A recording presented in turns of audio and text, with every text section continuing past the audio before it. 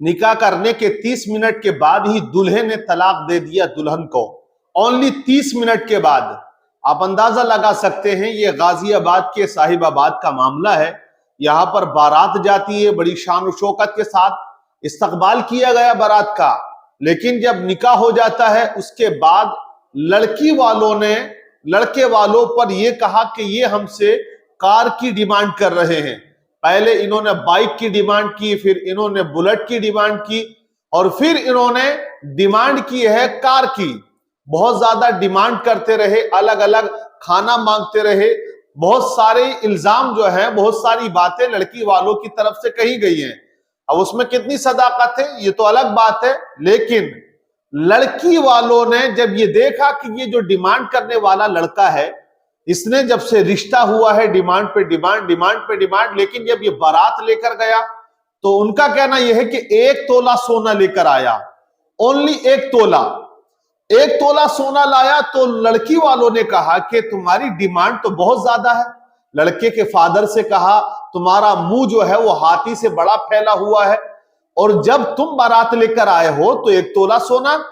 तो उन्होंने उसकी बदअखलाकी को देखते हुए, उसके लालच को, लोभ को देखते हुए, जब उसने बारात आने पर कहा हमें कार चाहिए, निकाह के बाद कहा कार चाहिए, तो लड़की वालों ने फिर रुखसती से इनकार कर दिया और कहा कि अगर तू 1 किलो सोना भी लाएगा तो हम अपनी लड़की को तेरे यहां नहीं भेजेंगे।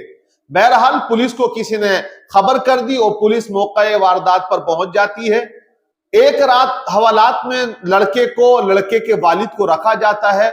अगले दिन सुबह फिर दोनों को बुलाकर वहां पर फैसला हो जाता है। जो भी हिसाब किताब हुआ वो वहां से हो जाता है। लेकिन यहां पर सवाल ये खड़े होते हैं कि जो लड़के वाले इतनी डिमांड करते हैं तो लड़की वालों को पहले ही उसको भांप लेना चाहिए कि लालची है और इसके यहां रिश्ता करना ठीक नहीं है।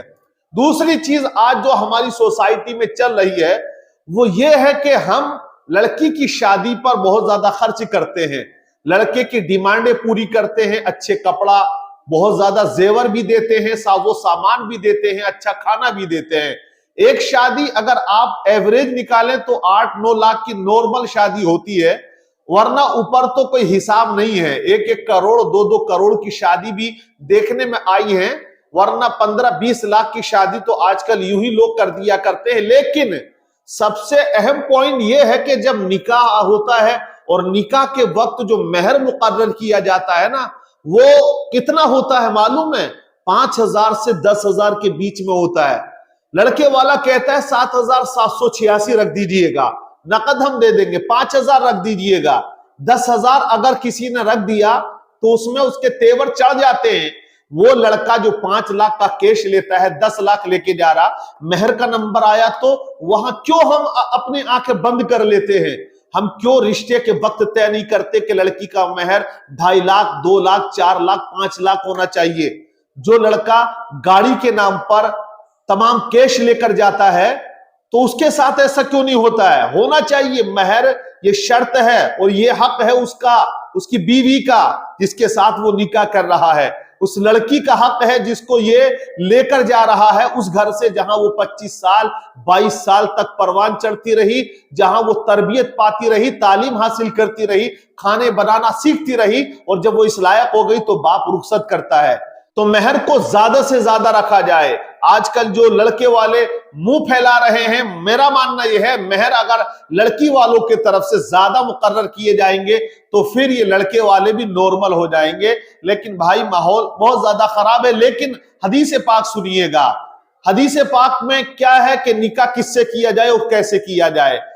आज अगर तुम ये चाहते हो कि तुम्हारी बीवी तुम्हारी इज्जत करे तो तुम्हें ये देखना होगा कि तुमने अपना निकाह जो किया है वो किस रीजन की वजह से किया है, किस चीज को देखकर किया है। एक शख्स एक अल्लाह वाले की बारगाह में जाता है, जाकर कहा हुजूर मेरी बीवी मेरी इज्जत नहीं करती है, मेरी ताजीम नहीं करती है और मेरी बड़ी बेइज्जती करती है। तो उस अल्लाह वाले ने जवाब दिया, क्या तूने निकाह अपनी बीवी से इसलिए किया था कि अगर तेरा निकाह इससे हो जाएगा तो तेरी इज्जत में इजाफा होगा? तूने उसकी शान और शौकत, उसकी इज्जत को देखकर, उसके परिवार की इज्जत को देखकर निकाह किया? उसने कहा हुजूर हाँ है तो मामला यही, میں نے جو نکاح کیا تھا اس کی عزت کو دیکھ کر کیا، اور میں نے یہ سمجھا کہ میں جب اس سے نکاح کر لوں گا تو مجھے بھی عزت ملے گی، میری عزت میں اضافہ ہو جائے گا۔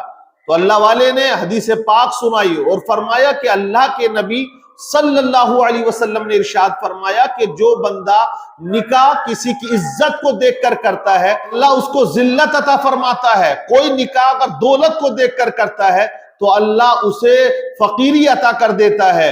اور حضور نے مزید ارشاد فرمایا، آقا کریم کی حدیث ہے کہ جو بندہ دینداری کی بنیاد پر رشتہ کیا کرتا ہے اور اس لیے اس کا انتخاب کرتا ہے کہ یہ دیندار لڑکی ہے اور میرے گھر میں دینی ماحول پیدا ہو جائے گا، میرے بچوں کے اندر دینی ماحول جائے گا، ان کی تربیت اچھے سے کرے گی اور یہ دین کا علم زیادہ رکھتی ہے، تو اللہ کے پیارے نبی فرماتے ہیں کہ اللہ اس کی عزت میں 4 چاند لگائے گا اور اللہ اسے دولت بھی عطا فرمائے گا، اللہ اسے مال و دولت سے مالا مال فرمائے گا جو اس نیت سے نکاح کرتا ہے۔ آج آپ دیکھ لیں ایسے بہت سے کیسز ہیں کہ جہاں پر ڈیمانڈیں کی گئی ہیں، باراتوں کو واپس کر دیا گیا ہے اور بہت زیادہ رسوائیاں ہوئی ہیں۔ ایک ویڈیو ابھی اور بھی وائرل ہو رہا تھا، اونلی چھوارے کی بنیاد پر میرج ہال کو میدان جنگ بنا دیا وہاں براتیوں نے۔